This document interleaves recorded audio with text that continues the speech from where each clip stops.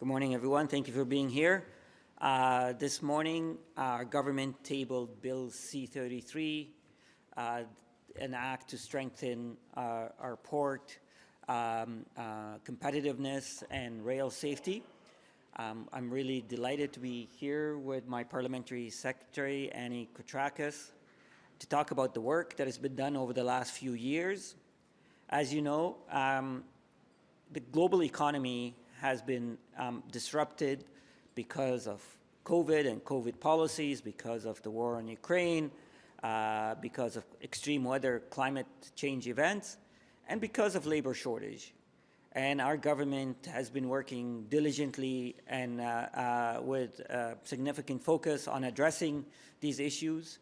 These issues have been contributing to inflation and rising cost of living.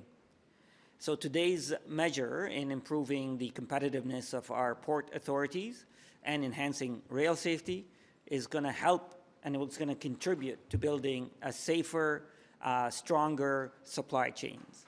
The bill will enable ports to have more tools to become more competitive, to attract investment.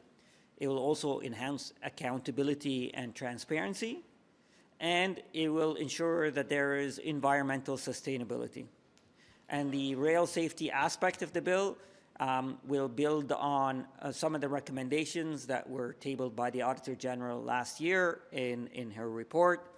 And based also on the review that we've done, it will enable collection of better data, it will ensure better oversight, and it will enhance programs for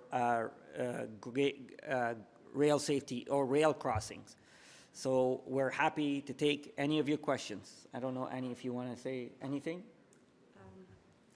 Thank you, Minister. I just want to say that our team, Transport Canada, together with all our partners and the Minister himself, have been working very diligently to bring this legislation forward. It's been a work in the making over the last 3 years, and we look forward to your questions. Thank you. Mr. Alghabra, can you tell me to what degree do you think this is going to impact your efforts to fight inflation? I mean, are we going to see... How confident are you this is going to make some difference?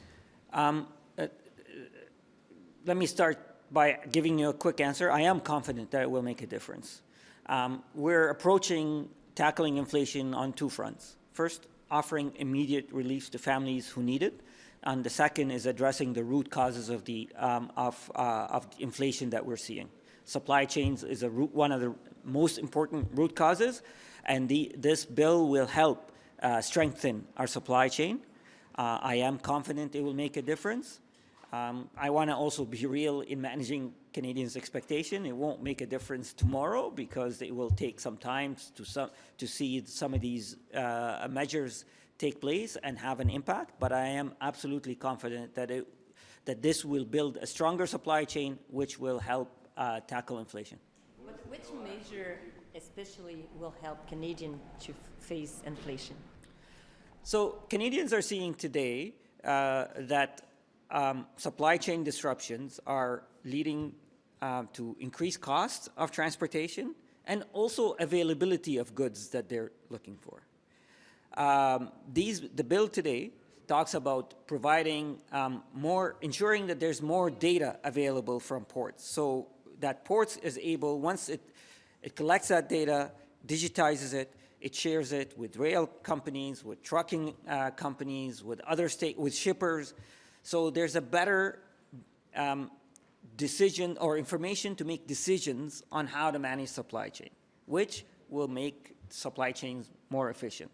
So that's just one example. As well as it will give authorities to port to manage active vessel traffic. So we're seeing, for example, on the West Coast, the Port of Vancouver, because of backlog, there's an issue with managing vessels anchorage. This will give the port authority to see the big picture and to manage traffic. So it will increase efficiency in how traffic is being managed.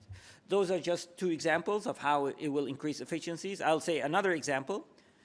It will provide encourage and provide ports with tools to attract investments. so it can grow, so it can deal with its own congestions. Can you be a little bit more specific? The bill, I haven't seen it yet. So what exactly will ports be able to do legally now, once this passes, that they couldn't before? So there are things that ports could do legally. So for example, I just talked about the active vessel traffic management. The ports didn't have any legal tools to manage traffic and anchorage around it.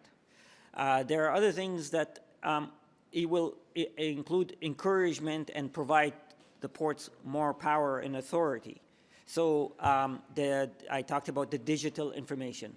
This bill will require ports to collect more information and share it with its stakeholders, which will enable better decision making when it comes to managing the flow of goods through ports and through supply chain. So those are just two specific examples. Thirdly, it also encourages ports, prior to this bill, we're hoping it passes, ports were looked at from a government perspective as independent organization. Now we're telling ports, we're looking at ports through a gateway perspective. So there's a way to encourage ports in the same region, Quebec ports, Pacific ports, to encourage them to collaborate where we are going to see the bigger picture instead of each port at a time. So those are the type of tools that will enhance efficiencies and give ports more tools. Minister, can I just ask you, there's been rising cases of COVID, of other flus and respiratory cases. There's been recommendations to use masks. Again, have you considered implementing a mask mandate for transport on planes, and as we had, which has been rolled back? We actually had a briefing from Dr. Tam this morning, and we continue to strongly encourage people who are using modes of transportation to wear masks. That will continue to be our recommendations for now. I wear masks when I'm on a plane. I think it's the kind thing to do to our neighbors who are sitting next to us, and we'll continue to follow the advice from doctors. Alghabra, je vous demanderais peut-être cette réponse-là en français. Donc, comptez-vous réexiger dans les moyens de transport le port du masque? So I'll ask my parliamentary secretary to answer that. Merci pour la question. Jusqu'au moment, on suit toujours la réglementation et des experts, du médecin. Comme le ministre a déjà dit, ce matin, il a eu un briefing. Puis pour le moment, c'est une recommandation, mais ce n'est pas quelque chose qu'on pense pour le moment de faire mandataire. Merci. Just going back to the data sharing, so just so I have this straight, you mentioned sharing with stakeholders. So this is, the port has to tell the shipping companies what exactly?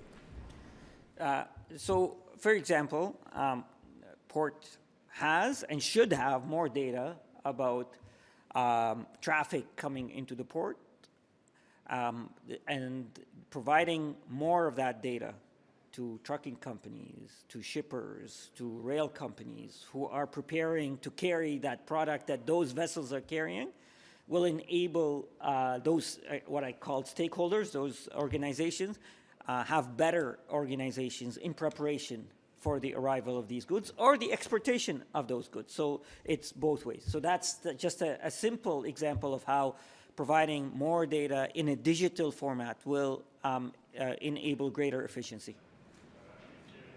Okay. What was the impetus for this collection of changes? I don't think it was in the mandate letter. Were you getting asked to do this by certain stakeholders, or where did it come from?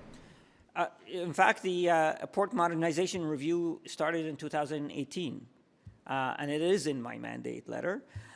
It got delayed a bit because of COVID and a new phenomena of supply chain disruption, because then we needed to take another look at the review through a different lens, and that's why we're here today.